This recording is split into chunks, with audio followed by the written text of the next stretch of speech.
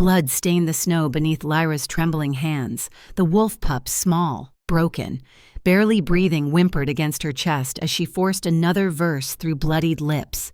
Each note tore at her throat like shattered glass, but she couldn't stop, wouldn't stop. The child's legs hung limp, frozen by a curse she didn't yet understand. Behind her, leather boots crunched through ice. A shadow fell across them both, tall, menacing, reeking of steel and fury. "What have you done to my son?" Lyra didn't turn, couldn't. The lullaby was all that kept the pup's heart beating, that fragile thread between life and death growing thinner with each breath she stole from her own fading strength. The stranger's sword sang as it left its sheath. The pup cried out, and Lyra sang louder that ancient melody her mother had died singing, the one that tasted of copper and sorrow and something far older than mercy. The blade fell silent. Leave a like and share your thoughts in the comments, along with the city you're watching. From now, let's continue with the story. 6 weeks earlier, Lyra had stood on a different kind of stage, one built for selling, not saving.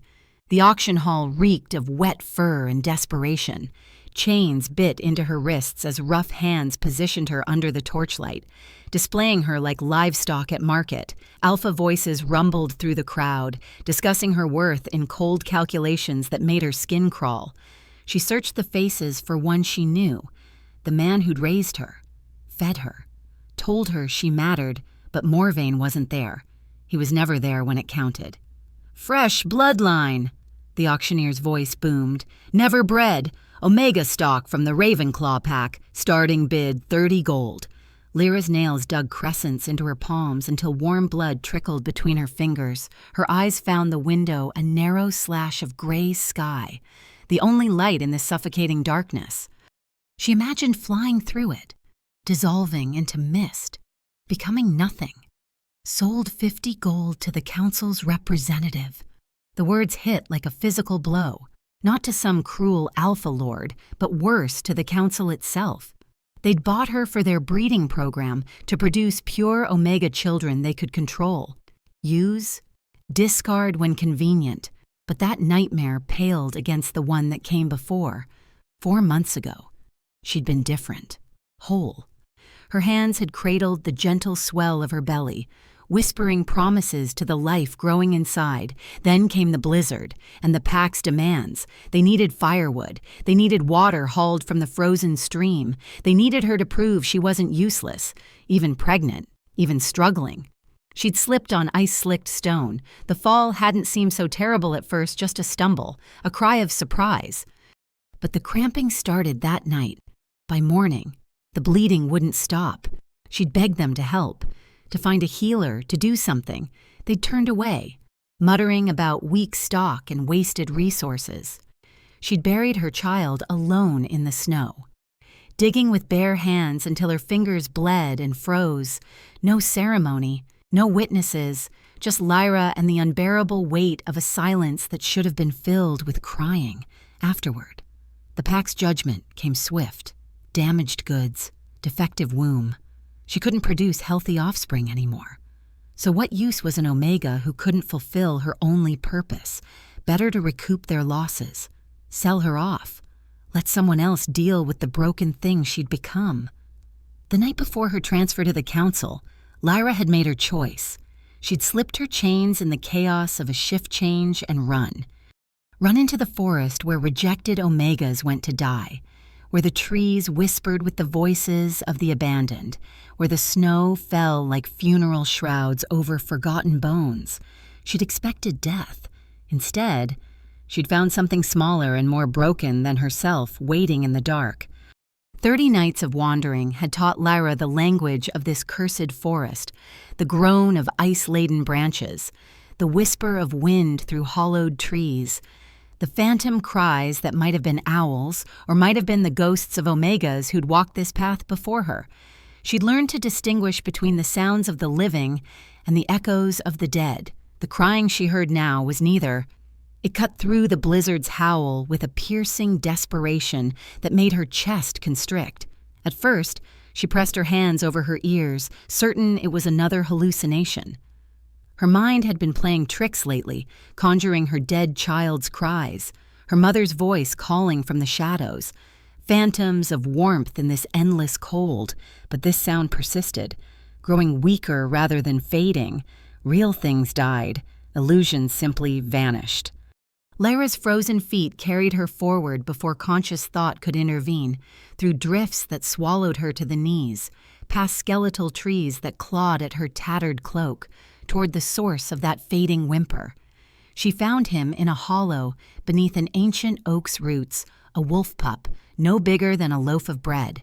His silver fur matted with frost, his legs splayed at unnatural angles, refusing to respond when he tried to crawl, yellow eyes fixed on her with an expression she recognized intimately, the terrible awareness that death was coming, and coming alone.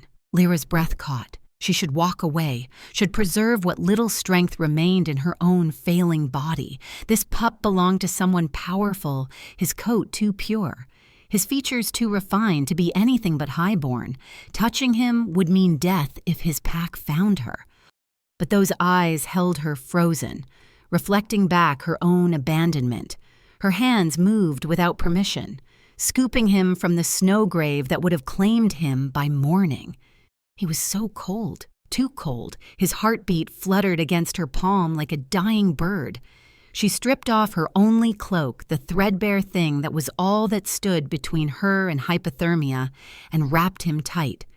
"It's all right," she whispered, though nothing was all right and never would be again. "I've got you." The pup's shivering intensified. His breaths came in shallow gasps. Lyra's mind raced through options she didn't have: no shelter, no fire, no medicine. Only one thing remained from her mother's legacy, taught in whispers before fever had claimed her: the old songs, the ones that predated the packs, that hummed with something older than alpha dominance or omega submission. She began to sing. The melody scraped her raw throat, each note tasting of copper and sorrow. Her mother had called it the lullaby of life debt, warning that every healing carried a cost. But Lyra was beyond caring about costs. This tiny, broken thing deserved better than dying alone in the dark. As her voice rose, something shifted. The snow around them began to melt in a perfect circle. Moonlight broke through the storm clouds, illuminating them in silver light. The whispering voices of the forest fell silent, as if the dead themselves were listening. The pup's trembling slowed, his breathing deepened. Those yellow eyes drifted shut in something that looked almost like peace. Lyra didn't notice the warmth draining from her own limbs, or the way her fingers began to stiffen with the cold the pup no longer felt. She only knew that for the first time in 4 months, she'd succeeded at keeping something alive. A twig snapped behind her, then another, closer, deliberate. Heavy footfalls approached through the snow, and with them came the scent of blood-soaked steel and barely restrained violence. Lyra's arms tightened around the pup, her body curling protectively even as terror locked her spine rigid. The footsteps stopped. A voice emerged from the darkness, deep, fractured, carrying the weight of unspeakable loss. "What have you done to my son?" The man who emerged from the shadows looked carved from the same merciless stone as the mountains beyond, tall, broad-shouldered, wrapped in furs that couldn't quite hide the tension coiled in every muscle. His face bore the hard angles of authority and the hollow exhaustion of someone who'd forgotten how to sleep. But it was his eyes that stopped Lyra's breath, ice blue and burning with a fury that had nothing to do with her and everything to do with wounds that wouldn't heal. Raiden. Though she didn't know his name yet, the fallen Alpha King, a ghost wearing a crown of guilt. His sword remained in its sheath, but his hand gripped the hilt with white-knuckled intensity. "I asked you a question. Omega." Lyra forced herself to meet those terrible eyes. "Nothing. I found him dying. I couldn't—" Her voice cracked. "I couldn't just leave him. So you stole him." The accusation came flat, devoid of inflection, which somehow made it worse. "I saved him." She held the pup closer, feeling his tiny heart beat against her chest. He was freezing. His legs wouldn't move. Another hour and And you expect me to believe a rogue Omega stumbled upon my son by chance? Raiden moved closer, each step measured, predatory. That you weren't sent by those who took him from me, that this isn't some elaborate trap. His hand moved to the sword. Lyra's mind screamed at her to run, but her body refused to obey. Running meant dropping the pup. Running meant abandoning this small, broken thing the way everyone had abandoned her. If I wanted to hurt him, I would have done it already. If I'm working for your enemies, they chose the world's worst assassin, an Omega who can barely stand. Something flickered across Raidan's face. Not softening, but a crack in the armor. His gaze dropped to her trembling legs, the blue tinge to her lips, the way she swayed even while sitting. He saw what she'd hidden from herself, that she was dying just as surely as his son had been. Then why help him? The question came quieter, more dangerous for its gentleness. What do you gain? Nothing. The truth tasted bitter. I gain nothing. I am nothing. I'm rejected stock, damaged goods. An Omega so broken my own pack sold me for less than a decent horse. Her voice rose despite herself. But that child, your son, he didn't ask to be helpless. He didn't choose this. And I'll be damned if I let him die alone in the dark, because that's all anyone ever is, alone and dying in the dark. The words hung between them like a confession. Raiden's hand fell from his sword. He stood frozen, a man caught between violence and something far more painful than rage recognition. You don't know what you're doing, he said finally. That song. Where did you learn it? My mother sang it. Before Lyra's throat closed. It's just a lullaby. It's not just anything. His voice carried a weight that pressed against her chest. That's the song of life debt. Every note transfers suffering from the one who receives to the one who gives. You're not healing him. You're killing yourself to keep him alive. Lyra looked down at the pup sleeping peacefully in her arms, then at her own hands, fingers beginning to curl with the same stiffness that had paralyzed his legs. The truth settled over her like snow, inevitable and suffocating. She'd known, on some level, the cold spreading through her limbs, the way her lungs labored with each breath, the copper taste that coated her tongue. I know, she whispered. Then stop. It wasn't a command. It was a plea. No? Raidan's face contorted with something that might have been anguish. He's not worth your life. Yes, he is. Lyra met his eyes with a steadiness she didn't feel. Because someone has to believe that broken things deserve to be saved. Someone has to prove that being helpless doesn't mean being worthless. She swallowed hard. If you want to kill me, fine, do it, but wait until he's asleep. He doesn't need to see more violence. He's seen enough. The words landed like physical blows. Raiden staggered back a step, his expression cracking completely. For a moment, Lyra glimpsed the man beneath the armor, someone drowning in grief so profound it had calcified into rage, because rage was easier to carry than heartbreak. He fears me. And the confession came raw, scraped from some deep place. My own son looks at me with terror. I am the monster in his nightmares. Then stop being one. Raidan's hand moved toward his sword again, but this time with trembling uncertainty.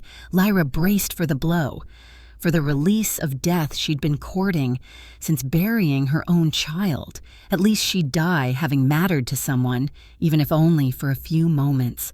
The pup stirred in her arms, making a small sound of distress. Without thinking, Lyra resumed her song, soft and low. The child settled immediately, nuzzling into her warmth with absolute trust. Raidan's sword stayed in its sheath. When he finally spoke, his voice carried the exhaustion of someone who'd been fighting the same battle for too long. One night, you keep him warm until dawn. If he's safe, you live. If he's harmed, I know. Lyra's vision swam with fatigue. You'll kill me. No. Something impossibly sad crossed his face. You'll have already killed yourself. He turned toward the darkness. There's a cave, 300 paces east. I'll meet you there. You're leaving. Panic flared despite herself. I'm getting firewood, unless you'd prefer we all freeze together. The bitter humor didn't reach his eyes. Don't run, Omega. "I will find you." Then he was gone, swallowed by shadows and snowfall, leaving Lyra alone with a sleeping pup and the dawning realization that she'd just bound herself to the most dangerous man in the forest, not because he threatened her life, but because he saw her exactly as she was broken, desperate, and still somehow trying to matter. She forced herself to stand on legs that barely obeyed, cradling the pup close, and stumbled toward the cave where two shattered souls would spend their first night pretending they weren't both beyond saving. The cave Ryden had described offered little more than a hollow in the mountainside, but compared to the exposed forest, it felt almost like sanctuary. Lyra collapsed against the rough stone wall, keeping the pup tucked against her chest where her fading body heat might sustain him a few hours longer. Her fingers had gone numb, not from cold, but from something deeper, something that echoed the paralysis she'd drawn from his small limbs. The price was steeper than she'd admitted, but she'd paid worse costs for less worthy causes. True to his word, Ryden returned as dawn's first gray light touched the horizon. He carried an armload of dry wood and the carcass of a snow hare, both procured with the efficiency of someone who'd survived alone too long. He didn't speak as he built the fire, didn't acknowledge her presence except to position the flames where the warmth would reach them both. The silence stretched taut as wire. Lyra watched him work the precise movements, the careful distance he maintained, the way his eyes kept darting to his son with an expression caught between longing and terror.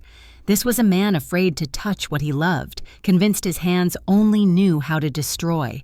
When the fire crackled to life, its warmth felt almost obscene against her frozen skin. The pup stirred, whimpering softly. Lyra's arms tightened reflexively, and she found herself humming without conscious thought, not the healing song, but something softer, simpler, a melody her mother had sung on good nights when the world felt less cruel. Ryden's head snapped up. "Don't. He's frightened. He's always frightened." The words came bitter. "Of everything. Of me." "Then give him something else to feel." Lyra adjusted the pup in her arms, revealing his small face. "Look at him. He's not afraid now." Ryden looked, and something in his expression shattered.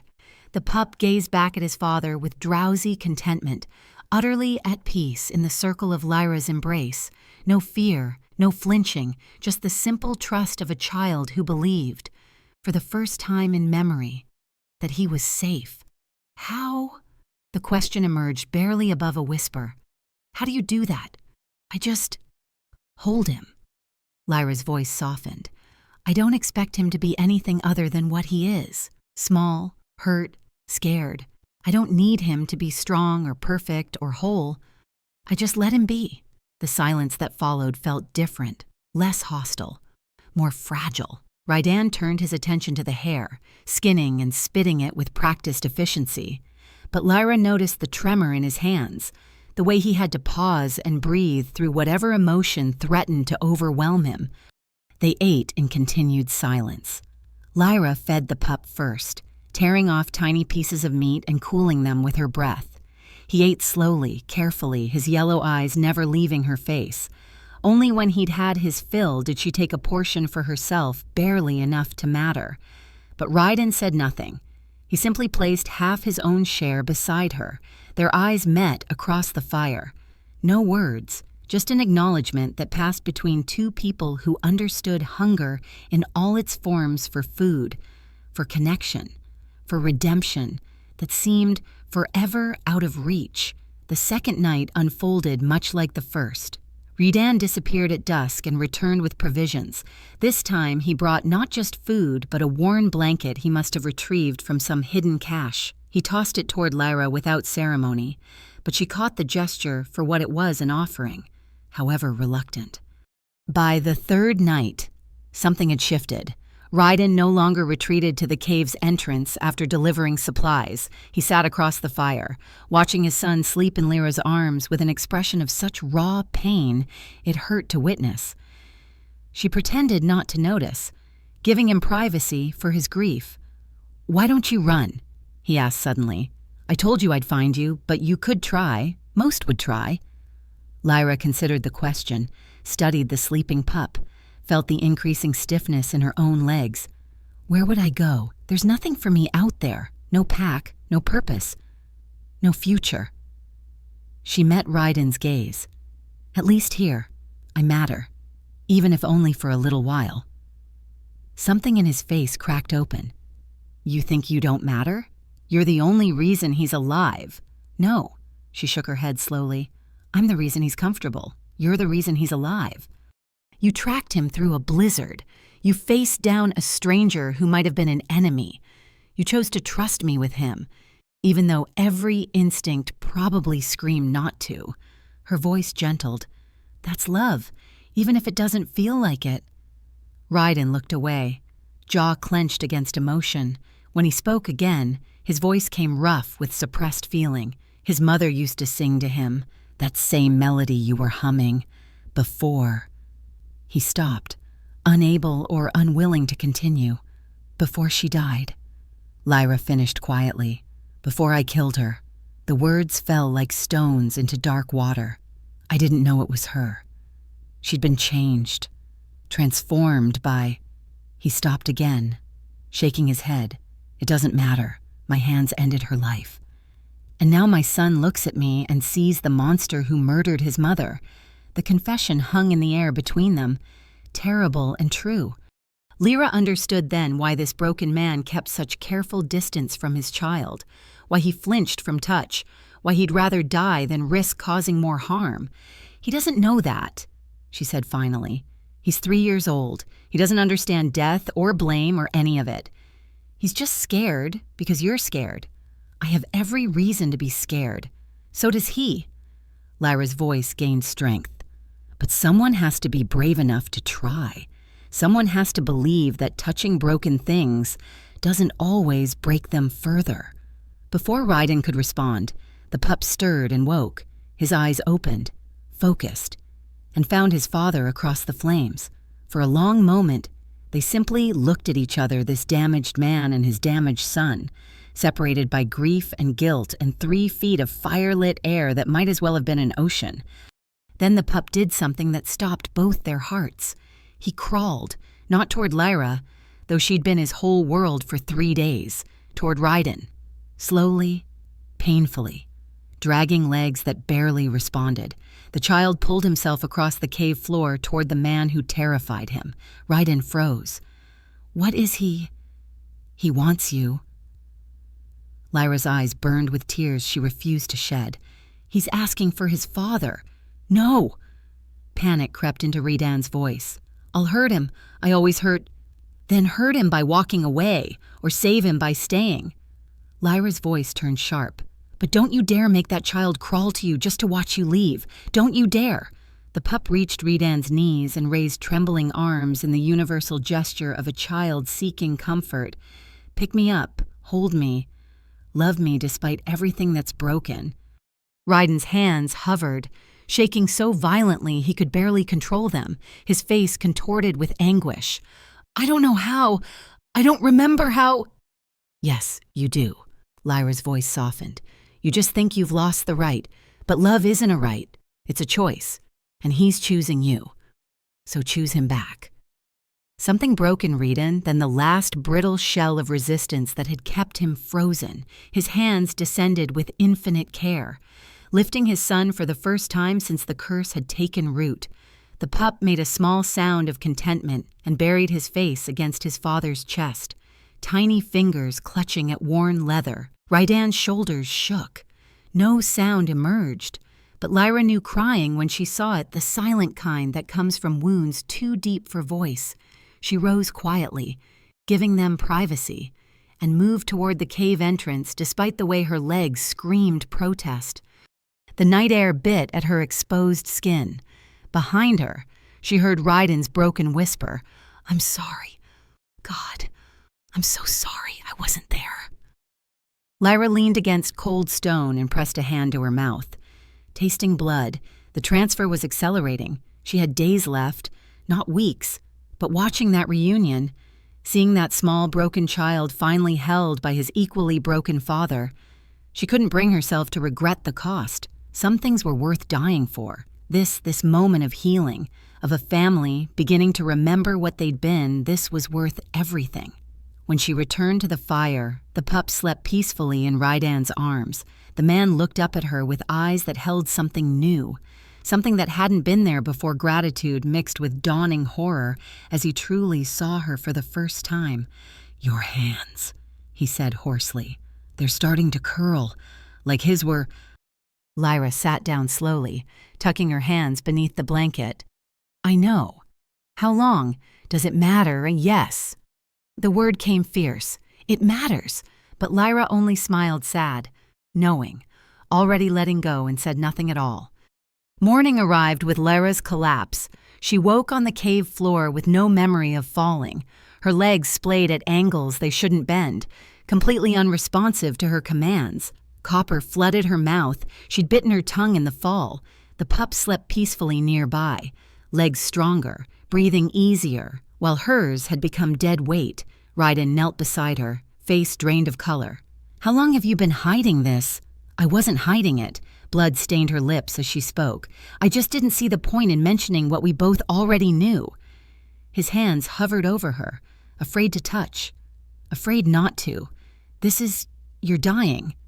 "Actually, dying?" "Yes."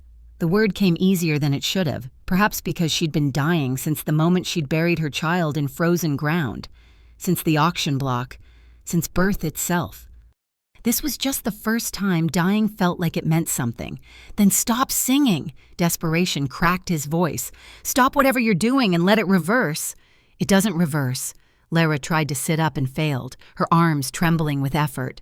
"The curse transfers but never returns. If I stop now, your son dies within hours. All I've done becomes meaningless. His life isn't worth yours." "That's not your decision to make." She managed to prop herself against the wall, breathing hard. "I chose this. You don't get to take that choice away because it makes you uncomfortable." Rydan's face twisted with anguish. "You don't understand. You can't." He stood abruptly, pacing like a caged animal. "I've already lost everyone. My mate, my pack, my crown. I can't watch another person die because of me." "I'm not dying because of you. I'm dying for him." Lyra gestured toward the sleeping pup. "There's a difference. Not to me." He rounded on her, ice blue eyes blazing. "Every death that touches my life becomes my burden. Every loss is carved into my bones. I won't carry you too." "Then don't." Her voice gentled, despite the pain radiating through her limbs. "Let me carry myself. Let me choose how my story ends. For once in my worthless Omega life, let me decide what I'm worth dying for." The silence that followed felt suffocating. Rydan stood frozen, hands clenched into fists, fighting some internal war that Lyra couldn't see but recognized in every rigid line of his body. This was a man who'd spent years trying to control everything, only to watch it all slip through his fingers anyway. "How long?" he asked finally, voice hollow. "Until the transfer completes." Lyra flexed her fingers. They barely responded. 2 days, maybe 1. "The 8th night will be my last." She attempted a smile. "But he'll be whole. That has to count for something." "It counts for everything." The words emerged broken. "That's the problem." Before she could respond, the pup stirred. His yellow eyes opened, clear and alert in a way they hadn't been since Lyra found him.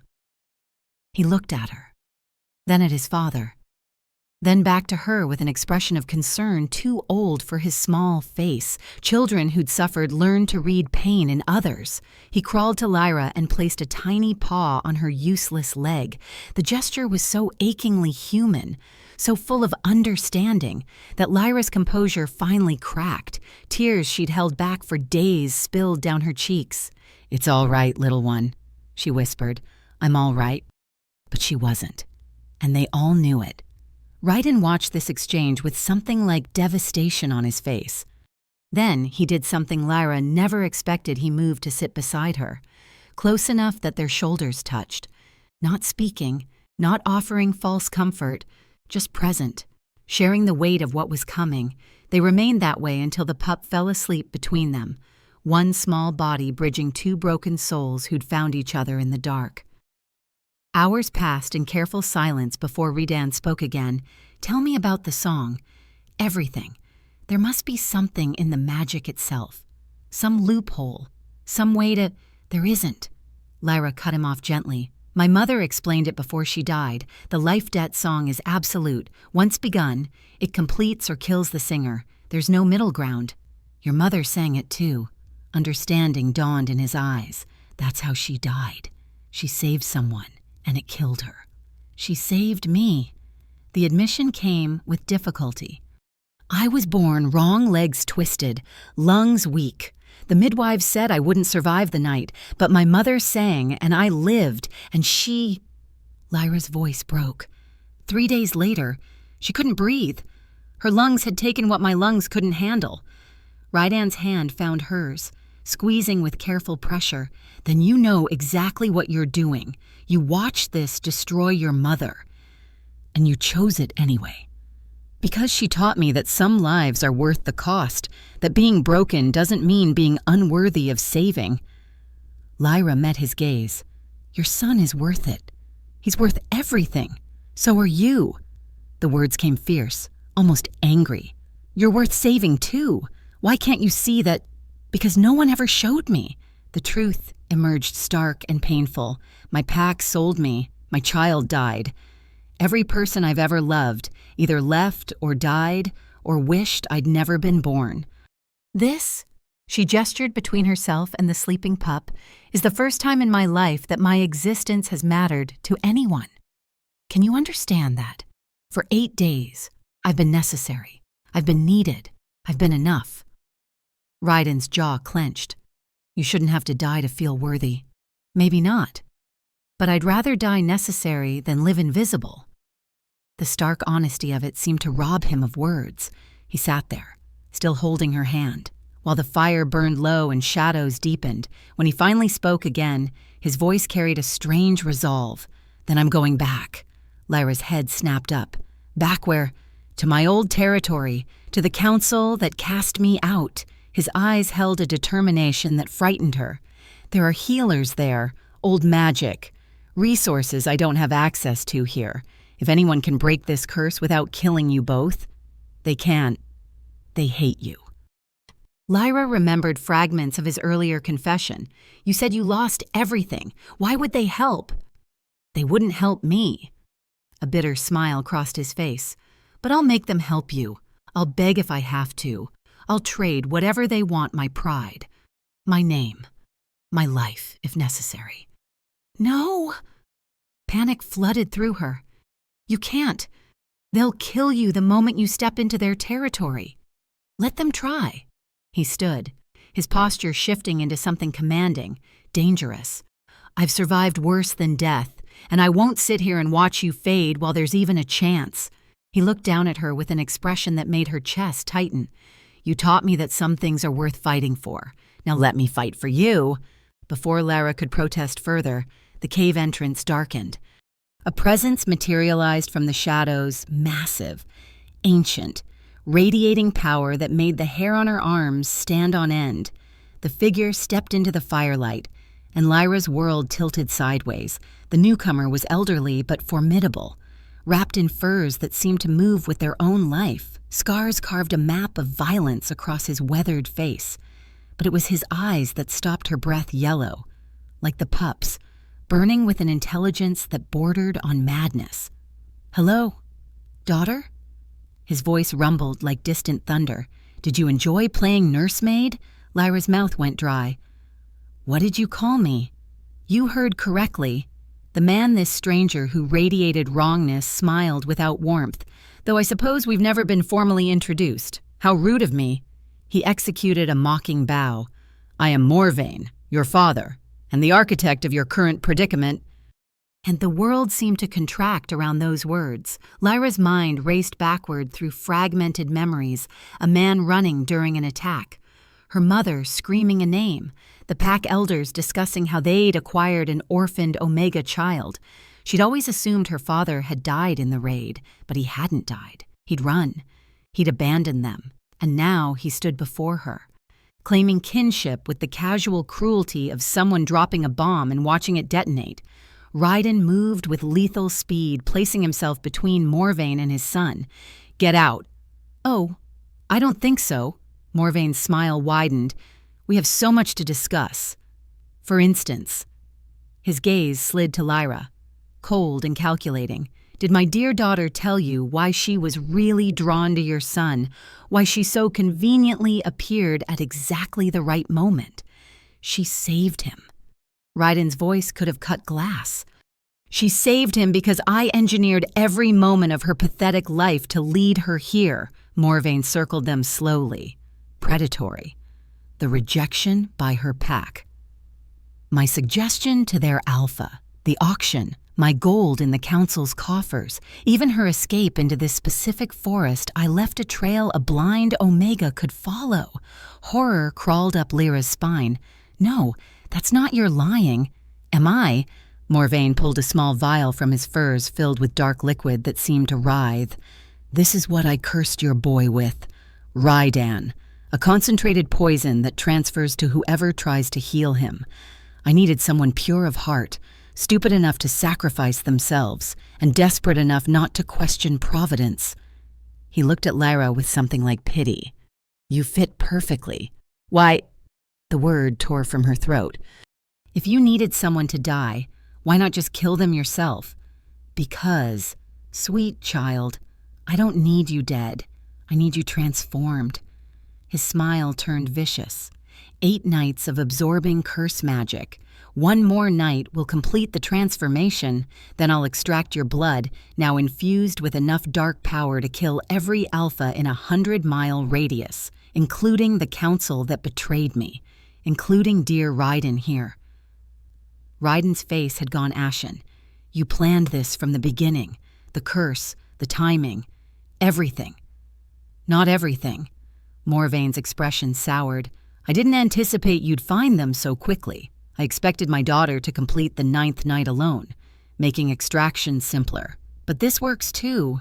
He gestured, and shadows coalesced into armed figures, his pack, his followers. "The girl comes with me. Now." "No." Lyra's voice emerged stronger than she felt. "I won't be your weapon. You don't have a choice." Morvain's tone hardened. "Refuse, and I kill the boy where he sleeps. Cooperate, and he lives weak and cursed. But alive. It's really quite simple." The ultimatum hung in the air like poison. Lyra looked at the sleeping pup, then at Raidan's anguished face, then at the father who'd orchestrated her entire existence as a tool for revenge. Every moment of her life suddenly recontextualized not as random cruelty, but as deliberate manipulation. She'd never been a person to him, just a weapon being forged. "You're right about one thing," she said quietly. "It is quite simple." She began to sing, not the healing melody, something else, darker. The second verse her mother had warned her never to voice. The cave trembled. Morvain's eyes widened with genuine alarm. "Stop that!" "Stop." But Lyra sang louder, feeling something ancient and terrible wake inside her blood. If she was going to be a weapon, she'd choose who she aimed at, and it wouldn't be the innocent. The song that tore from Lyra's throat was nothing like the gentle lullaby she'd sung for 8 nights. This was the forbidden verse, the one her mother had whispered about in fevered delirium before death claimed her, a melody that didn't transfer suffering but detonated it, turning the singer into a living bomb of accumulated pain. Morvain's confident smirk evaporated. "You stupid girl, you'll kill us all, so good." The word came between verses, sharp as broken glass. Power surged through Lyra's ruined body, lighting her veins with agony that transcended physical sensation. Every moment of suffering she'd absorbed from the pup, every loss she'd carried since birth, every abandonment and betrayal, all of it coalesced into something vast and terrible. The cave walls cracked. Morvain's soldiers stumbled backward, clutching their heads as if her voice drove nails into their skulls. Raiden moved with desperate speed, scooping his son into his arms and backing toward the cave entrance. "Lyra, stop. You'll kill yourself. I'm already dead." She met his eyes. And he saw the truth there. This wasn't impulse or rage. This was choice. Clear-eyed and deliberate. But I get to choose what my death means. I won't be his weapon. I won't let him turn my pain into his victory. Then let me save you. Ryden's voice cracked with desperation. I can get you out. We can run. Run where? Blood streamed from Lyra's nose, her ears. He'll follow. He'll hunt. And when he catches us, he'll kill your son to punish me for defying him. This is the only way to end it. Her voice softened. I'm sorry. I'm so sorry I can't stay to see him grow up. Don't do this. Tears carved tracks down Rydan's weathered face the first time she'd seen him cry openly. Please. We can find another way. There's always another way. But even as he spoke, Morvain was chanting counter-magic, trying to suppress the explosion building in Lyra's chest. His pack closed in, weapons drawn, murder in their eyes. They'd kill Ryden first, then take the pup, then extract Lyra's blood while she died screaming. She could see the future written in Morvain's cold eyes, her sacrifice rendered meaningless. Her death just another tool in his arsenal of revenge, unless she ended it now. Lyra drew breath for the final verse, the one that would rupture her heart and release everything in a wave that would level the mountainside. But before sound could emerge, the pup did something impossible. He spoke, not in his own small voice, but in one Lyra had never heard except in Rydan's anguished descriptions, feminine, gentle, carrying the weight of 3 years beyond death. Ryden, my love, it's time to let me go. Ryden's face went white as bone. Elena. The pup's yellow eyes had changed still his, but looking out from behind them was something else. Someone else. The ghost of a woman who'd clung to her child even after her body turned to ash, sustaining him through love alone while he suffered under his father's guilt-riddled distance. I've been here since the beginning. Elena's voice emerged from their son's small mouth, tender and sorrowful. Trapped between worlds, unable to move on because I couldn't leave him alone, but I'm so tired, beloved, and he doesn't need me anymore. He needs you. He needs her. No. Ryden's voice broke completely. I can't lose you again. I can't. You already lost me. Infinite compassion colored the words. You lost me the moment you struck the blow, but you were forgiven before the blade fell. I knew what I'd become. I begged you with my eyes to end it. You gave me mercy, not murder. Lyra watched Rydan crumble, saw 3 years of guilt and self-hatred crack under the weight of absolution he'd never allowed himself to accept. He sank to his knees, still cradling his son, shaking with sobs that seemed torn from his soul. But Morvain, he managed. The curse. She's dying because she chose to. Elena interrupted gently. Just as I chose to become the monster so you'd be forced to stop me, just as you chose to carry guilt rather than face forgiveness, we all choose. Beloved, even when the choices are terrible. Her attention shifted to Lyra.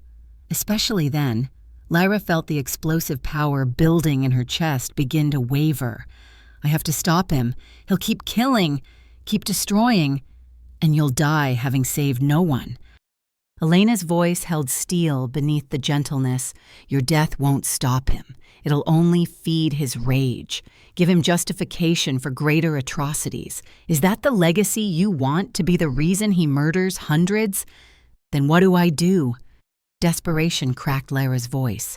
I can't let him win. I can't let this suffering mean nothing. It already means everything. Elena's presence seemed to fill the cave, pushing back shadows. You taught a broken king how to love his son. You chose sacrifice when self-preservation would have been easier. You showed that even those the world deems worthless carry infinite worth. Her voice gentled. But completing the curse won't save anyone. There's another way, a harder way. What way? Lyra could feel her body failing, the 9th night approaching. I have hours, maybe less. You have something Morvain never anticipated. Elena's yellow eyes, her son's eyes, fixed on the father who'd never stopped loving her. You have someone willing to trade his life for yours, someone who values you enough to make the sacrifice he's never made for anyone. Rydan's head snapped up. No, not her. Take me instead. That's not how it works, Morvain started. But Elena's power flared, silencing him mid-sentence. The life debt song can be broken, Elena continued, speaking directly to Rydan now, but only through willing exchange. You must accept her suffering into your own body, all of it the curse, the pain, the death she's been courting. It will destroy you just as surely as it's destroying her. Then I accept. No hesitation, no doubt. Tell me how. There is no song for this, no magic ritual. Elena's voice turned sorrowful. Only truth. You must forgive yourself for my death. You must release the guilt that's been your shield against feeling anything else. You must open yourself completely to pain you've spent years avoiding. She paused. And you must forgive him. Him. Rydan's confusion lasted only a moment before understanding crashed over him like ice water. You mean... His gaze swung to Morvain with pure hatred. He killed you. He cursed our son. He orchestrated all of this. You can't possibly expect... I expect nothing. Elena's tone remained gentle but unyielding. I'm telling you the price. Forgiveness freely given. For him, for yourself. For every wrong you've carried like armor to keep your heart safe from breaking again. She shifted attention back to Lara. And you, daughter of monsters, you must do the same. You must forgive the father who abandoned you, the pact that sold you, the world that taught you to believe you were worthless. Forgiveness isn't excusing what they did. It's refusing to let their cruelty define your worth any longer.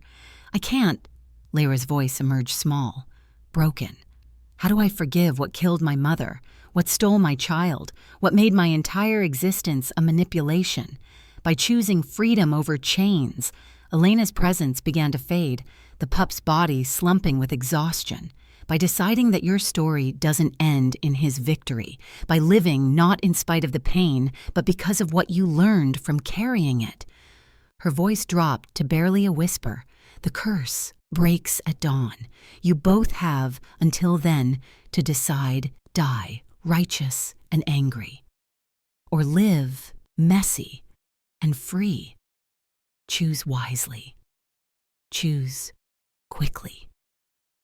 Then she was gone, leaving only an unconscious child and 3 people standing in the wreckage of revelation. The silence stretched impossibly long. Morvain's pack stood frozen by whatever power Elena had wielded. The old wolf himself looked shaken, diminished, as if having his dead victims speak had stripped away the certainty that fueled his cruelty. Rydan stood slowly, laying his son gently on the blanket. He turned to face Morvain with an expression Lyra couldn't read. Not hatred, not forgiveness, but something caught between that hurt to witness. You took everything from me, Rydan said quietly. My mate, my son's health, my crown, my peace. He took a breath that seemed to cost him everything. And I will spend the rest of my life ensuring you face justice for those crimes. But His voice cracked. I won't let vengeance poison what time I have left. I won't become you. So I forgive you for what you did. Not because you deserve it, but because I deserve to stop carrying you in my chest like a blade. The words landed like hammer blows. Morvain staggered backward, his face contorting with something that might have been anguish or rage or both. Rydan turned to Lyra, dropping to his knees before her. And I beg your forgiveness for the greatest sin I've committed. I killed your mother 20 years ago. I led the raid on your pack. I cut her down while she tried to protect you. I'm the reason you grew up alone. I'm the reason you suffered. If you need someone to hate, let it be me. I deserve every drop of your rage. Lyra stared at him, at this broken king who just offered her the revenge she hadn't known she'd been aching for. She could condemn him, could let him shoulder the blame for everything wrong in her miserable life, could die hating him and feel justified in every moment of it. Or she could do the impossible thing. "I forgive you," she whispered. Tears blurred her vision. "I forgive you for killing her, for failing your son, for not being perfect when the world demanded perfection." Her voice strengthened. "And I forgive myself for not being enough, for losing my child, for being the broken thing they said I was." She looked at Morvain, and though revulsion churned in her stomach, she forced the words out. "And I even forgive you, Father, not because you've earned it, but because I'm tired of letting you live rent-free in my hatred." The moment the words left her mouth, something shattered. The curse, that dark, writhing thing that had been slowly killing her, fractured like glass. Pain exploded through her body, but it was different now. Finite. Ending. Raiden gasped and doubled over as the suffering transferred to him, his strong body convulsing with the accumulated agony of 9 nights' worth of curse-breaking. But he didn't fall. He gritted his teeth and bore it, matching Lyra's sacrifice with his own stubborn refusal to let her die alone. Dawn light spilled through the cave entrance, touching them both, where it fell. The curse burned away like morning mist. Morvain screamed a sound of pure animal rage as his carefully constructed weapon dissolved before his eyes. "No, you've ruined everything." But even as he spoke, his own power began to unravel. The curse had been tied to his life force, sustained by his hatred. With forgiveness breaking the bindings, the dark magic turned on its creator. Morvain aged rapidly, his strong frame withering, scars deepening into chasms across his face. He looked at Lyra one last time, and for just a moment, she saw something human beneath the monster regret. Perhaps. Or the ghost of a father who'd once loved before loss turned him cruel. Then he was gone, fleeing into shadows with his pack, leaving only silence and the first full sunrise Lyra had seen in over a month. She looked down at her hands, fingers flexing, responding, alive, looked at her legs still weak, but beginning to feel sensation return, looked at Raiden, who'd collapsed beside her, breathing hard but wearing an expression of peace she'd never seen on his weathered face. "We're alive," she said stupidly. "Against all odds." His laugh came raw but genuine. "Seems to be our specialty." The pup stirred, opening eyes that were purely his own now. No ghost looking out from behind them. He saw his father and Lyra both alive, both present, and smiled with the uncomplicated joy of a child who'd never doubted they would be. And Lyra, who'd spent her entire life believing she didn't deserve happiness, felt something warm unfurl in her chest, not hope. Not yet. But perhaps the possibility of hope, the permission to believe that broken things could still come whole, that dead ends could birth new beginnings, that even wolves abandoned in the snow could find their way home. The cave fell into a silence so profound it felt sacred, the kind that follows storms when the world holds its breath before remembering how to be. Lyra sat against the stone wall, watching sensation slowly return to her limbs like spring thaw after endless winter. Each tingle of feeling brought equal parts relief and disbelief. She'd been so certain this was where her story ended. Instead, it felt more like a beginning. Raiden remained on his knees, head bowed, shoulders shaking with exhaustion or emotion or both, the pup their pup now. In some strange way that transcended blood crawled into his father's lap and placed small paws on either side of Raiden's face, forcing him to look up. The gesture was so achingly tender that Lyra had to look away, granting them privacy for a reunion that should have happened years ago. "Daddy." In the word emerged clear and perfect from the child's mouth, his first true speech, not borrowed from his mother's ghost. "Don't cry." "I'm not crying." Raiden's voice broke on the lie. I'm so sorry. Elian, I'm so sorry I wasn't there. I'm sorry I let fear make me cruel. I'm sorry. You're here now. The simple wisdom of children, cutting through adult complications to reach the truth beneath. That's what matters. Raiden pulled his son close, And this time the embrace held no hesitation, no terror of causing harm, just a father holding his child, letting 3 years of guilt finally drain away. Lyra watched them and felt her heart crack open, not with pain, but with something fiercer. Gratitude, purpose. The knowledge that her suffering had purchased this moment, and she would make the same choice 1,000 times over. Eventually, Ryden looked up, meeting her eyes across the dying fire. "You're still here." "Where else would I be?" She attempted a smile. "I can barely walk." "You know what I mean." He stood carefully, Elian still clinging to him, and crossed to sit beside her. "Elena said we could live." Past tense implied we might not make it through the transfer. Elena's ghost spent 3 years attached to a cursed child. I think her grasp of verb tenses might be a bit unreliable, but Lyra's levity faded as she studied him more closely. "How do you feel you took half the curse into yourself? Like I've been trampled by horses and left for dead." He managed a grim smile. "But I've felt worse, and at least this pain has meaning." His hand found hers, fingers threading through hers with careful intention. "Thank you, for not letting me lose him, for not letting me lose myself." The touch sent warmth flooding through her, not the desperate heat of fever, but something steadier, more sustaining. She wanted to deflect, to dismiss her role as nothing remarkable, but his eyes wouldn't let her retreat into old patterns of self-deprecation. "You're welcome," she said instead. Simple, true. Elian squirmed free of his father's arms and crawled to Lyra, placing his head on her lap with the contentment of a pup who'd found his pack. "Mother," he said softly, testing the word. Lyra's breath caught. "I'm not your mother" is gone.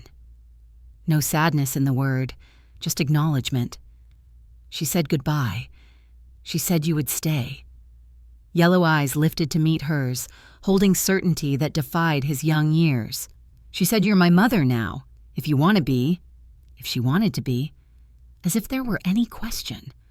As if she hadn't been aching for this since the moment she'd buried her own child in frozen ground, but accepting felt dangerous, like tempting fate to snatch this happiness away the moment she dared claim it. Ryden's hand squeezed hers. "Say yes," he urged quietly. "For all the gods' sake, say yes. You've earned this. We all have. Yes." The word emerged choked but fierce. "Yes, I want to be your mother. More than anything." Elian's smile could have lit the darkest cave. He burrowed deeper into her lap, making small, contented sounds, and Lyra wrapped her arms around him with a certainty that felt like coming home to a place she'd never been, but always belonged. They sat like that as dawn strengthened into full morning, a makeshift family built from broken pieces, held together by choices made in darkness. Eventually, practical concerns intruded. They needed food, water, shelter that wasn't a cave in the wilderness, and most urgently, they needed distance from Morvain's territory before he recovered enough to seek revenge. "Can you walk?" Ryden asked Lyra. She tested her legs carefully, finding them weak but functional. "I think so. Not far, not fast, but enough. Then we go." He stood, helping her up with gentle strength. "There's a settlement 3 days north, neutral ground, outside pact territories. We can recover there. Figure out what comes next." "What does come next?" Lyra voiced the question that had been building since the curse broke. "You're a king without a kingdom. I'm an Omega without a pack. And Elian..." She looked at the pup who'd begun testing his newly healed legs with cautious steps. "He needs stability, safety, things we can't give him while running. Then we stop running." Rydan's voice carried new resolve. "I spent 3 years hiding from my failures. I'm done with that. We find somewhere to build a home, not a throne room or a pack territory, just a home, and we defend it against anyone who tries to take it." The simplicity of it caught her off guard. No grand plans of reclaiming power or seeking vengeance, just the radical notion of choosing peace, of building rather than destroying. "You'd give up your crown for good. Never try to reclaim what you lost. I already reclaimed what matters." He gestured to Elian. then to her, this, us, whatever we're becoming. His expression turned thoughtful. Besides, I was a terrible king, too soft for war, too rigid for peace.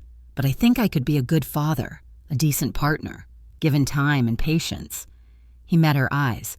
If you'd be willing to find out. The offer hung between them, not a demand or assumption, but an invitation.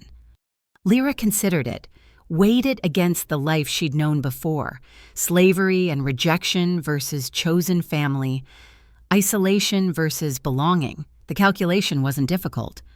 "I'd like that," she said. "Very much." Relief flooded his features. "Good, that's good." He cleared his throat, suddenly awkward in a way that made him seem younger, more vulnerable. "I should warn you, I'm not easy to live with. I have nightmares, moods. I'll probably make every mistake there is to make. Well, I'm an Omega who can't shift properly, has prophetic nightmares, and talks to ghosts occasionally." Lyra matched his tone. "And I've never actually parented a child before, so I'll probably ruin Elian completely." "Then we'll ruin him together." Ryden's smile turned genuine. "And maybe balance each other out along the way." They gathered what few possessions they had: blankets, the remainder of dried meat, Ryden's weapons.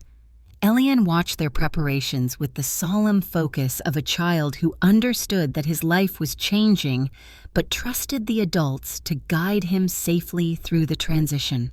As they prepared to leave, Lyra paused at the cave entrance, looking back at the space that had held so much pain and transformation. "Should we bury the fire, cover our tracks?" "No." Ryden joined her. Elian balanced on his shoulders. "Let Morvain know exactly where we went. Let him see we're not hiding anymore." His jaw set with determination. "If he wants to find us, he can try, but he'll discover we're not the easy targets he manipulated. We're something else now, something he didn't account for. What's that? Willing to fight for what we love." He shifted Elian more securely.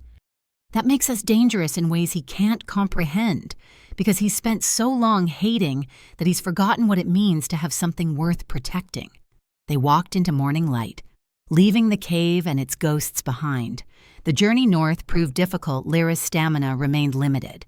Elian needed frequent rests, and Ryden bore the weight of half a broken curse in his bones, but they persevered, taking turns carrying each other, both literally and metaphorically, through the hardest stretches. On the second night, camped beneath stars that seemed impossibly bright after so long under stone, Elian asked the question Lyra had been dreading. Where did the bad man go? The one who hurt us? Ryden and Lyra exchanged glances. How did you explain to a child that evil didn't always get vanquished, that sometimes it simply retreated to plot another day? How did you teach both caution and hope, wariness and trust? He left, Lyra said carefully. His magic broke when we forgave him. It made him weak. Good. Elian's certainty held no room for nuance. He was mean. I'm glad he's gone. But he might come back, Redan added, unwilling to lie even for comfort's sake, which is why we have to stay careful, stay together, look out for each other. I can fight. Elian stood, demonstrating clumsy combat stances that would have been adorable if not for the earnest determination behind them. I'll protect you both. I know you will. Lyra pulled him close. But for now, your job is to be small and safe and loved. Let us do the protecting. You've been brave enough for one lifetime. Elian considered this, then nodded acceptance. Within minutes, he'd fallen asleep between them. Small chest rising and falling with the deep peace of children who trust completely that the adults in their lives will keep them safe. We can't let him down, Redan said quietly, watching his son sleep. Whatever comes next, Morvain, the council, any of it, we have to be strong enough to give him the childhood neither of us had. Then we will be... Lyra's voice carried conviction she hadn't known she possessed, because we know what it costs when adults fail their children. We've lived that cost, and I refuse to let history repeat itself. They sat vigil through the night, taking turns sleeping while one stood guard. It should have felt paranoid, excessive. Instead, it felt responsible, sacred. Even this commitment to vigilance, to ensuring that the innocent creature between them never again woke alone and afraid in the dark, dawn found them moving again, and by midday, they crested a hill overlooking the settlement Ryden had promised. It wasn't much 24 buildings clustered around a central square, smoke rising from chimneys, evidence of simple lives being lived without grand drama or cosmic stakes. It looked perfect. "How do we explain ourselves?" Lyra asked as they approached. "A former king, a rejected Omega, and a cursed child. We're not exactly a conventional family." "Then we tell the truth." Redan's hand found hers. "We're survivors who found each other in the darkness. We're building something new from broken pieces. We're done apologizing for being imperfect." He looked at her with an intensity that made her breath catch. "And we're exactly where we're supposed to be." They walked into the settlement together, no longer running, no longer hiding, but stepping forward into an uncertain future with the only certainty that mattered: they would face it together, whatever came. And somehow, that was enough. More than enough. It was everything. The settlement called itself Haven's Edge, a name that proved prophetic in ways both comforting and ominous. It existed in the borderlands between pack territories, populated by those who'd fallen through society's cracks, Omegas who'd bought their freedom, Alphas cast out for refusing cruel orders, Beta families seeking peace outside hierarchical violence. Here, strength was measured not by dominance, but by contribution, by kindness. It was everything Lyra had never known to hope for. They found shelter in an abandoned cottage on the settlement's outskirts, modest, weathered, but sound. The previous owner had died peacefully in sleep, leaving behind furniture worn smooth by use and a garden gone wild with neglect. Ryden set to repairs immediately, channeling years of restless energy into practical creation rather than destruction. Watching him work shirtless under autumn sun, muscles shifting as he replaced rotted boards, Lyra felt something warm and unexpected bloom in her chest. Not gratitude or obligation, but genuine desire, the slow-burning recognition that this broken king was becoming something more precious than she dared imagine. Elian flourished like a flower finally given proper soil. Within weeks, his legs grew strong enough for running. Within a month, he'd made friends with every child in the settlement and half the adults besides. His laughter became the soundtrack to their days, proof that healing was possible even after profound damage, but nights remained difficult. The boy woke screaming from nightmares he couldn't articulate, phantom memories of cold and paralysis and abandonment. Lyra would rush to his bedside, singing the old lullabies stripped of their curse, holding him until trembling subsided. Sometimes Ryden joined them, and they'd form a protective cocoon around their son until morning drove the demons back into shadow. "Will it ever stop?" Ryden asked one particularly difficult night, after Elian had finally succumbed to exhausted sleep, the fear, the trauma. "I don't know." Lyra's honesty came easier now. Without the need to perform strength, she didn't feel. "My mother used to say that wounds heal, but scars remain. We carry what we've survived. The question isn't whether it goes away, but whether we learn to carry it without letting it crush us." "Wise woman, your mother." "She was..." Lyra's smile turned bittersweet. "I wish she could have met you, met him. She would have loved seeing what we're building." "She sees." And Ryden's conviction surprised her. "Elena told me the dead don't leave completely. They linger at the edges, watching over what they loved. Your mother's proud of you. I'd stake my life on it." The certainty in his voice made tears prick Lyra's eyes. She'd spent so long believing herself a disappointment, a failure, that hearing someone declare her worthy felt almost painful. But Ryden had a gift for seeing through her self-deception, for refusing to let her diminish herself. As autumn deepened toward winter, they fell into rhythms that felt dangerously close to domestic bliss. Lyra tended the overgrown garden, coaxing vegetables from soil that had forgotten cultivation. She discovered unexpected talent for growing things, for nurturing life from dormancy.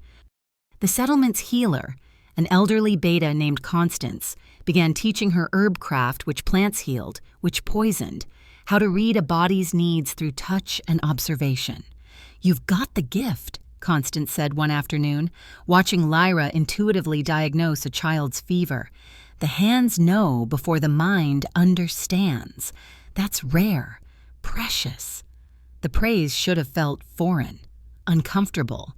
Instead, it settled into Lyra's bones like truth she'd been waiting her whole life to hear.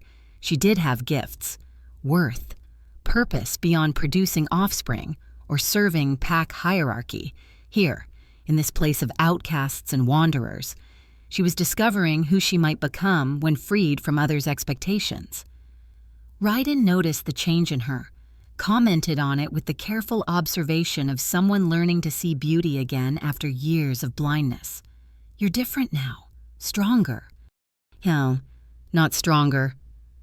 Lyra considered the word, found it insufficient. "Just more myself, less apologetic for taking up space." "Good." His hand found hers across the dinner table, fingers intertwining with casual intimacy that had developed gradually, inevitably. "The world tried to make you small. I'm glad you're refusing." Their relationship remained undefined, not quite lovers, more than friends, bound by shared parenthood and survival, but still navigating what shape their connection might ultimately take. Some nights, Lyra caught Ryden watching her with hunger he tried to hide. Other times, she found herself imagining what it might feel like to close the careful distance they maintained, to discover whether the electricity between them would burn or illuminate. But neither pushed. They'd both been broken too badly to rush into intimacy without certainty. So they waited, let trust build slowly, and found strange peace in the patience. Winter arrived with the first serious snow, and with it came the messenger. He rode into Haven's Edge on a lathered horse, bearing the council's seal and a summons that made Rydan's face go dangerously blank. Lyra read the document over his shoulder, stomach sinking with each formal phrase. The council demanded Rydan's presence. They'd heard rumors of his survival, his location. They wanted answers about the curse, about Morvaine's plot, about why a fallen king lived peacefully in exile rather than facing judgment for abandoning his post. The summons was phrased as invitation, but the threat underneath was clear: come willingly, or we'll send soldiers to collect you. "Don't go." Lyra's voice emerged fiercer than intended. "It's a trap. They'll kill you the moment you step into their territory." "Maybe?" And Ryden's calm was more frightening than rage.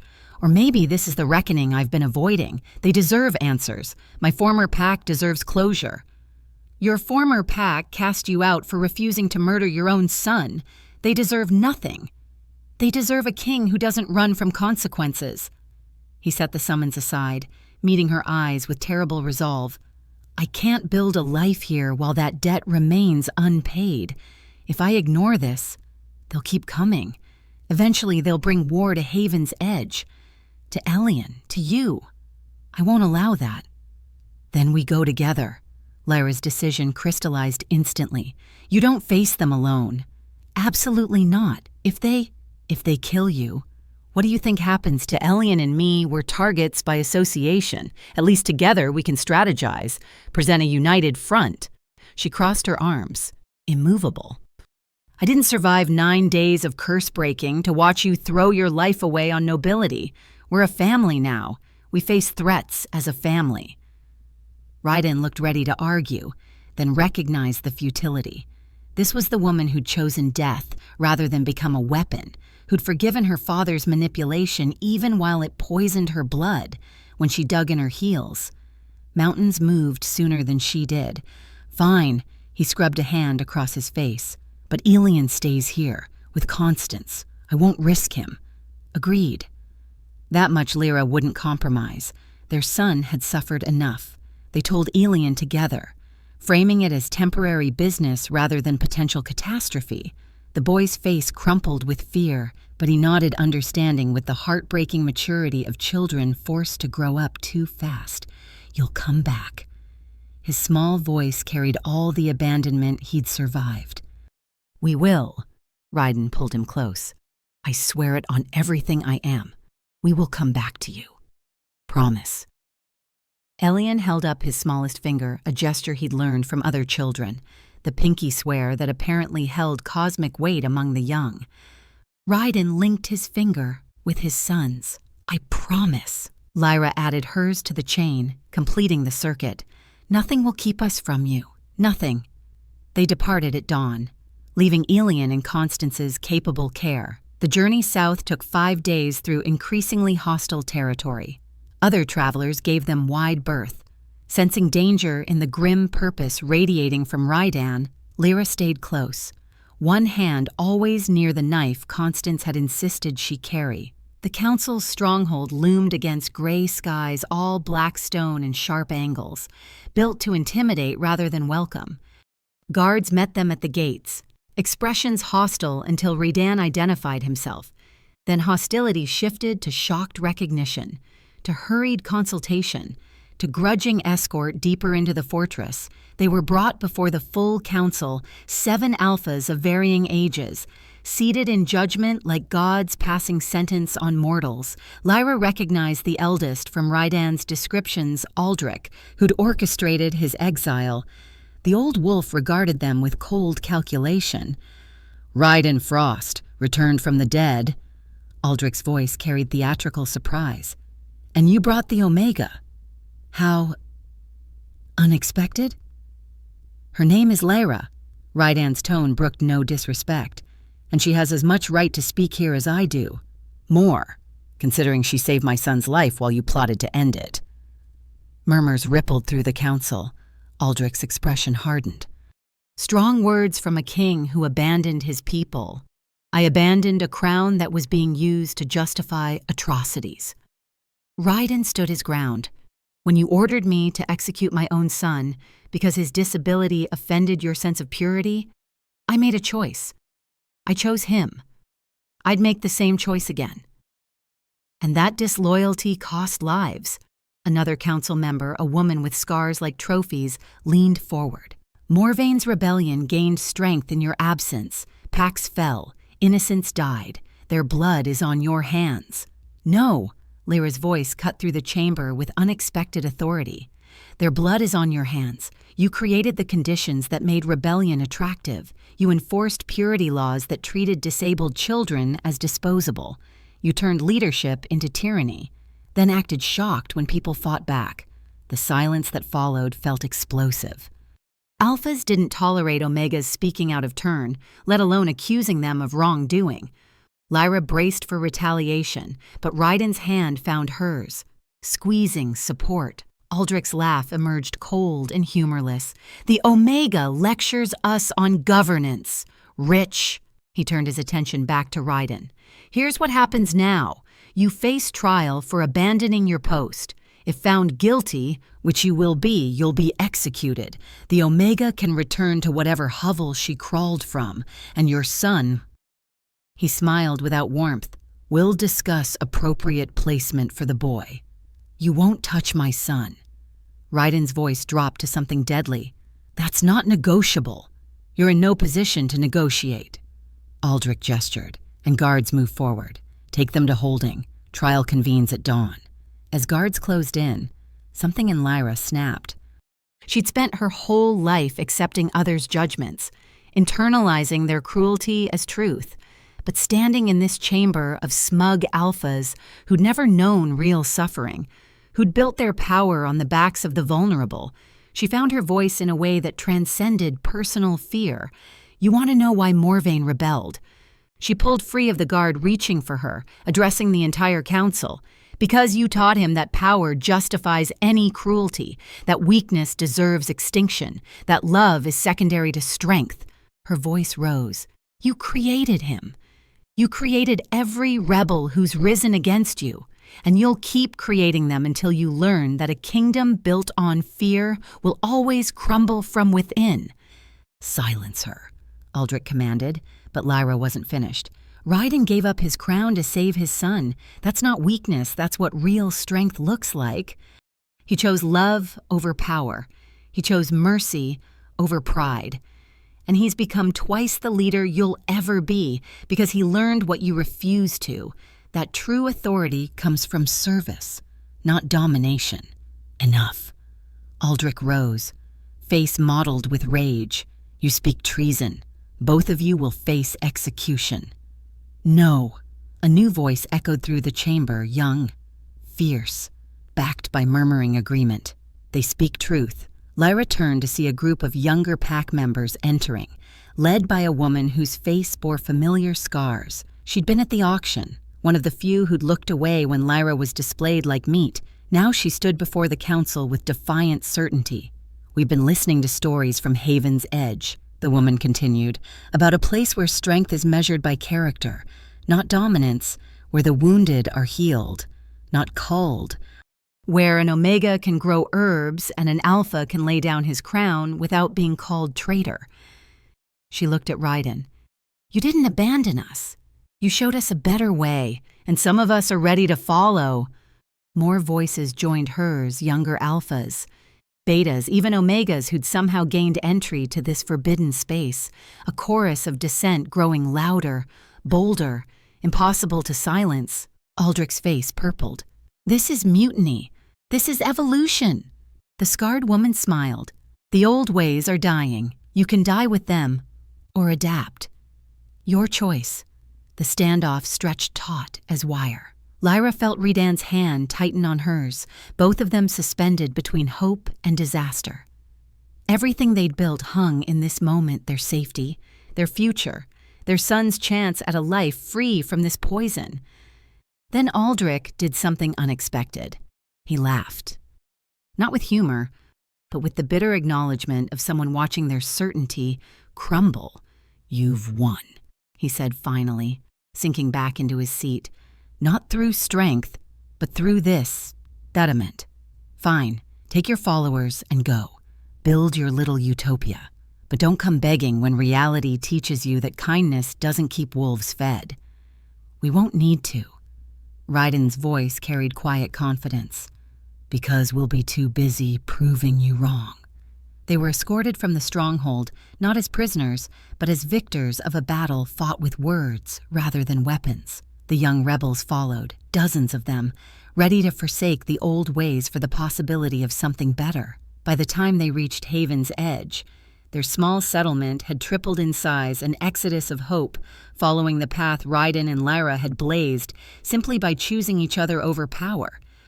Elian ran to meet them, colliding with his parents in a tangle of limbs and tears and laughter. You came back. You promised, and you came back. Always. Lyra held him tight, breathing in the scent of her son, feeling Raiden's arms wrap around them both. We'll always come back to you. That night, Haven's Edge celebrated, music and firelight, stories and songs, the kind of joy that comes from collective liberation. Lyra watched from the cottage doorway as people danced alphas with omegas, scarred with whole, broken with healing, all of them choosing connection over hierarchy. Raiden came to stand beside her, Elian drowsing on his shoulders. We did it, he said softly. We actually did it. We survived.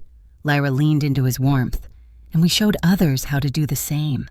No, he turned her to face him, eyes serious. We did more than survive.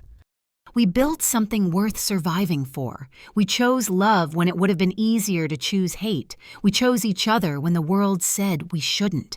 His hand cupped her face with infinite gentleness. I know we've been careful, taking things slow, but I need you to know I love you. Not because you saved my son, not out of gratitude or obligation. I love you because you're brave and fierce and you see beauty in broken things. You're the reason I remember what hope feels like. Lyra's breath caught. She'd dreamed these words but never believed they'd be directed at her, not truly, not without condition. I love you too, she whispered. I've loved you since you chose to trust me in that cave, since you let yourself be vulnerable, Since you proved that strength and gentleness can exist in the same heart, the kiss that followed tasted like promise, gentle at first, then deepening with months of restrained longing finally given permission. Elian stirred, making a sleepy sound of contentment, and they broke apart laughing. "I suppose we should get him to bed," Ryden said, though neither of them moved. "Probably," Lyra smiled, "though I'm fairly certain he's awake and pretending to sleep so he doesn't interrupt." A small giggle confirmed her suspicion. They carried their son inside together, tucked him into bed with extra blankets against winter's chill. He grabbed both their hands before they could leave. "We're a real family now, right?" His yellow eyes shone with hope. "Forever. Forever." They answered in unison, and for the first time in any of their lives, forever felt less like a dream and more like a destination they'd already reached. You know what keeps me up at night? It's not the big dramatic moments, the curses or the battles or the near-death experiences. It's the quiet realization that hit me somewhere between leaving that cave and building our life in Haven's Edge. I'd spent 23 years believing I was unworthy of love because the world kept telling me I was broken. Broken because I lost a child. Broken because my packs sold me. Broken because I couldn't be what they needed me to be. But here's what I learned, and I hope you'll hear me when I say this. You are not the worst thing that happened to you. You are not the pain you've carried. You are not the people who failed to see your worth. Ryden taught me that strength isn't about never falling, it's about who you become after you hit the ground. Elian taught me that love doesn't require perfection, just presence. And my own journey taught me the hardest lesson of all: forgiveness isn't about excusing what hurt you. It's about refusing to let that hurt define your future. Maybe you've buried dreams like I buried my child. Maybe you've been told you're too old, too damaged, too late to start over. Maybe you've spent years carrying guilt that was never yours to carry for marriages that failed, for children who drifted away, for opportunities that slipped through your fingers while you were busy just surviving. I'm here to tell you what I wish someone had told me sooner. It's never too late to choose differently, to build something beautiful from broken piece, to believe that your story doesn't end with your scars. It begins there. We didn't just survive that winter. We learned that family isn't always blood, that home isn't always the place you started, that the people who see you at your worst and choose to stay, those are your pack, your tribe, your reason for fighting through one more dark night. So here's my question for you. Friend, what would you do if you believed you were worth saving? Not someday, not after you fix yourself, but right now. Exactly as you are with your bad knees and your regrets and your heart that's been broken more times than you can count. Because I'll tell you a secret, you are worth saving. You always were. The world just convinced you otherwise because it's easier to control people who don't know their own value. But you know now, don't you?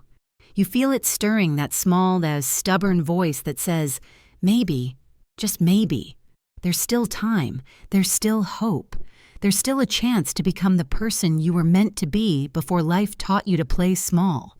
That voice, that's not foolishness. That's wisdom. That's your soul remembering what it knew before the world tried to break it. You matter. Your story matters. And the best chapters might still be unwritten. What dream did you bury that deserves resurrection? And who told you it was too late? Because I'm here to tell you they were wrong. Share your thoughts below. Sometimes the bravest thing we do is admit we're still hoping. Let's hope together.